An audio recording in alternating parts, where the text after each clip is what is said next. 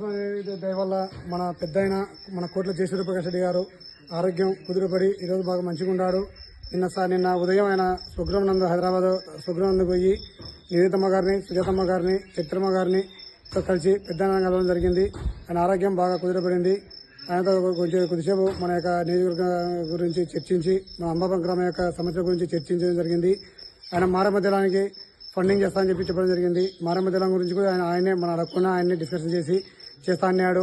అలాంటి మహానుభావుడు నిండు నూరేళ్లు ఆరోగ్యంతో సంతోషంగా ఉండాలని ఉంటూ అలాంటి పేదవాళ్ళకు మన యొక్క కార్యకర్తలకు అండగా ఉండి మన అందరికి సపోర్ట్ ఇస్తున్న అలాంటి వ్యక్తి బాగా ఉండాలని కోరుకుంటూ ఆ లక్ష్మీనరసింహస్వామికి మన ముక్కుబడిగా 101 ఇంకా ముక్కడం జరిగింది.